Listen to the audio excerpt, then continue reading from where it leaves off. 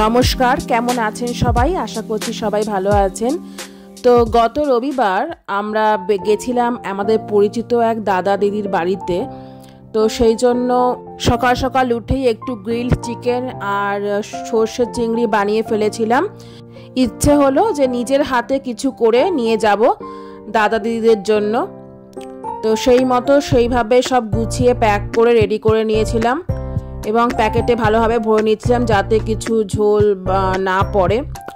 তারপর এটা এইসব নিয়ে একটা চকলেট নিয়ে বেরিয়ে পড়লাম। আমরা ক্যাব বুক করে নিয়েছিলাম আগে থাকতে, তো এবার ক্যাবে করে পৌঁছে যাব। 30 মিনিট মতো লাগে যেতে। তো সেই মতো আমরা বেরিয়ে পড়লাম গাড়ি নিয়ে। আর না, আমাদের এখানে এখন রোদ তেমন উঠছে না, খুব মেঘলা ওয়েদারই থাকে সব সময়। এখানকার একটা মজার নিয়ম কি জানেন তো? এখানে একটা মজার নিয়ম হলো এখানে সব গাড়ির স্টিয়ারিংটা বাঁদিকে হয়ে থাকে। আমি প্রথম যেদিন এয়ারপোর্ট থেকে নেমেছিলাম সেদিনকেই যে গাড়িটা আমাদের পিক আপ করতে এসছিল এয়ারপোর্ট থেকে, তো সেই গাড়িটাই ফার্স্ট বাঁদিকে স্টিয়ারিং দেখে আমি অবাক হয়েছিলাম। তো তখনই জানতে পারলাম এখানে সব গাড়ি বাঁদিকেই স্টিয়ারিং হয়ে থাকে। আর এই নিয়মটা খুবই অদ্ভুত লেগেছিল আমার, যেহেতু আমি ছোটবেলা থেকেই আমাদের ওখানকার সব গাড়ি স্টিয়ারিং ডান দিকেই দেখে এসেছি, সেই জন্য প্রথম ব্যাপারটাকে অদ্ভুত লেগেছিল। আর এখানকার সব গাড়ি আবার ডান দিক দিয়ে চলে, আর আমাদের ওখানে সব কিছু বাঁ দিক দিয়ে চলে। সব কিছুই এখানে উল্টো নিয়ম। আর এই যে এখানে একটু যাওয়ার সময় রোদের দেখা পেলাম। এই কদিন তো রোদ উঠছিলই না, হঠাৎ আজকেই দেখলাম গাড়ির মাথার ছাদের ওপর থেকে একটু রোদ পড়ছে, দেখে খুব ভালো লাগলো। কারণ ইদানিং যেহেতু রোদ পড়ে না, খুব স্যাঁতস্যাঁতে ওয়েদারটা থাকে, আমার ভালো লাগে না। আমার রোদটা মাঝে মাঝে ইচ্ছা করে একটু রোদের মুখ দেখি। আর আজকে রবিবার ছিল বলেই বেশ রাস্তাঘাটে ভিড়ও ছিল। তারপর আমি প্রকৃতি উপভোগ করতে করতে যাচ্ছি। আর তার সঙ্গে এই গাছগুলো দেখে কিরম মনে হচ্ছিল যে গাছগুলোর পাতা নেই, কেমন দেখতে লাগছে। ব্যাস মোটামুটি আর 5 মিনিট, তারপরেই আমরা পৌঁছে যাব আমাদের গন্তব্যস্থানে।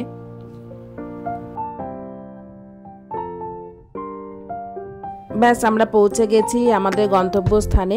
আজকে আমরা যাদের বাড়িতে এসেছি তাদের সম্বন্ধে একটু না বললেই নয়। এই দাদা দিদিরা হচ্ছে আমাদের খুবই কাছের একজন পরিচিত মানুষ, ভীষণই ভালো মানুষ। আমাদের এই নতুন জায়গায় এসে প্রপার গাইড এনারাই আমাদের ফার্স্ট করেছিল, তাই আমরা থ্যাঙ্কফুল এনাদের কাছে।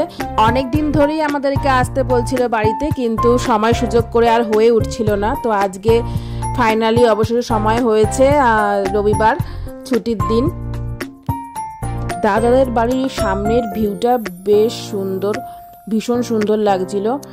তো ব্যালকনিতে এসেই আমরা কিছুক্ষণ এই পরিবেশ দেখে মুগ্ধ হয়ে দাঁড়িয়েছিলাম, দেখছিলাম চারপাশটা।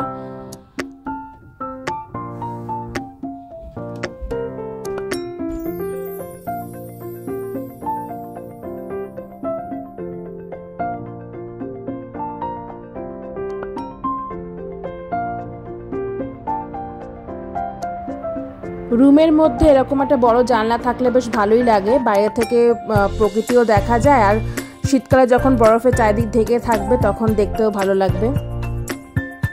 এই বাড়িতে একটা কিউট সদস্য আছে, সেটা হচ্ছে এই বেন, যাকে আমার খুব ভালো লেগেছিল। ভীষণ বন্ধু হয়ে গেছিল, ভীষণ শান্ত মিষ্টি লক্ষ্মী একটা ছেলে।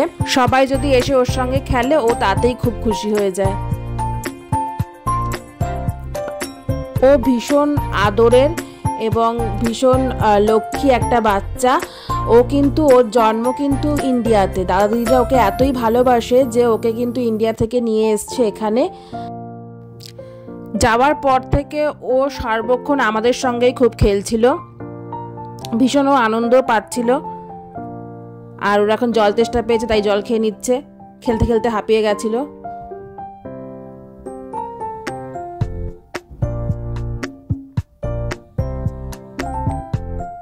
ব্যাস তারপর আবার সেই খেলা শুরু হয়ে গেছে। ও বল খেলতে খুব ভালোবাসে, বলটা কখনই ও মুখ থেকে ছাড়বে না।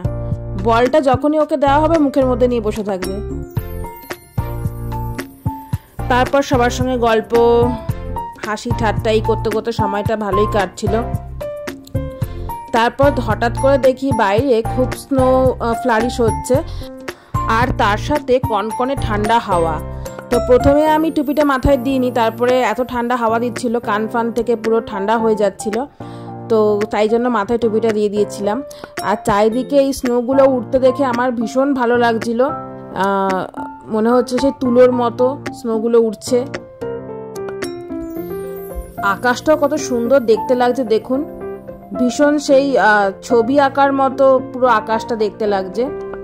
আর স্নোগুলো যখন এখানে নিচে পড়ছিল আমি একটা ভালোভাবে স্নো দেখলাম, কি সুন্দর ন্যাচারালি ডিজাইন পুরো স্নোটা, বেশ ভালো লাগলো। তারপর তো এখানে রান্না বান্না চলছে, দুপুরের আয়োজন। দুপুরে লাঞ্চ সাথে সাথে তারপরে সন্ধ্যা হয়ে গেল। তো সন্ধ্যার সময় বাড়িঘরগুলো দেখে আরও বেশি ভালো লাগছিল।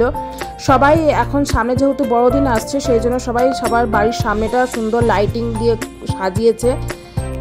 ব্যালকনি থেকে দেখতে এত ভালো লাগছিল, তাই আমরা ঠিক করলাম যে রাস্তা দিয়ে হেঁটে হেঁটেই সবার বাড়ির সামনে সাজানোটা দেখব। তাই আমরা বেরিয়ে পড়লাম, তারপরে নিজেরাই দেখতে রাস্তা দিয়ে যে কে কার বাড়ির সামনে কত সুন্দর করে সাজিয়েছে। এই বাড়ির সামনেটা এসে দেখলাম যে হরিণটাকে লাইট দিয়ে সুন্দর সাজিয়েছে, সেই সোনার হরিণের মতো দেখতে লাগছে। আর এই গাড়ির সামনেটা দেখলেই বোঝা যাচ্ছে যে তখনও ফ্লারিশ হচ্ছে। আর এই যে হরিণটা ভীষণ সুন্দর দেখতে লাগছে, বা ঘরটাকেও লাইট দিয়ে খুব সুন্দর করে সাজিয়েছে পুরো বারান্দাটা। আমাদের ওখানে দিওয়ালিতে যেমন প্রত্যেকের বাড়ি সুন্দর করে লাইট দিয়ে সাজায়, ঠিক তেমনই এখানেও বড়দিন উপলক্ষে সবার বাড়ি সুন্দর করে লাইট দিয়ে সাজানো। আমাকে আমার বর তখন বলছিল তুমি দাঁড়াও, তোমার একটা সুন্দর ছবি তুলে দিই, কিন্তু অন্ধকারে আমি বলছিলাম না, ভালো ছবি উঠবে না, তাই ছবি তুলবো না, চলো। আর এই বাড়িটার সামনে সেই বড় বড় সান্টা ক্লজ সাজিয়েছিল, আর দূর থেকে দেখেও খুব সুন্দর লাগছিল। আমি দূর থেকে ভিডিওটা করেছি, জানি না কত ভালো উঠেছে। তারপর ওই দূরেও ছোট ছোট কিছু সান্টা ক্লজ ছিল, লাইটের আলোয় এগুলোকে আরো সুন্দর দেখতে লাগছিল সামনাসামনি। তারপর বাড়িতে এসে এই বেনের সঙ্গে খেলছিলাম আমরা। ও একটা কথা তো আপনাদের জানানোই হয়নি, ওর ভালো নাম কিন্তু বেন, ওকে সবাই বেন বলে ডাকে। আর ওকে বেন বলে ডাকলেই ও একবারই সাড়া দেয়, আর ও খেলতে খুব ভালোবাসে। সবাই মিলে যদি ওকে অ্যাটেনশন দেওয়া হয় ও খুব খুশি হয়, ও চায় সবাই যেন ওর সাথে খেলা করে। তাই আমরা সবাই মিলে কিছুক্ষণ ওর সাথে খেলছিলাম বাড়ির ব্যাকইয়ার্ডে এসে। তারপর এই করতে করতেই আমাদের সময় কখন যে চলে গেল আমরা বুঝতেই পারলাম না। সবার সঙ্গে খুব মজা হয়েছিল সারাদিন, গল্প হাসি ঠাট্টা করে। তারপর তো আমরা বাড়ি ফেরার টাইম হয়ে গেছিলো বলে ক্যাব বুক করে আমরা বেরিয়ে পড়লাম বাড়ির উদ্দেশ্যে।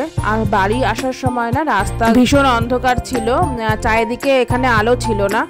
তো কিছুক্ষণ যাওয়ার পর আবার আলো পেয়ে গেছিলাম, কিন্তু এই জায়গাটায় ভীষণ গা ছমছম ভাব লাগছিল। আমার মনে হচ্ছিল সেই ভিডিওগুলো যেমন দেখায় না, অন্ধকারে এসে কেউ সামনেটা এসে দাঁড়িয়ে পড়লো, তো ওরকম লাগছিল।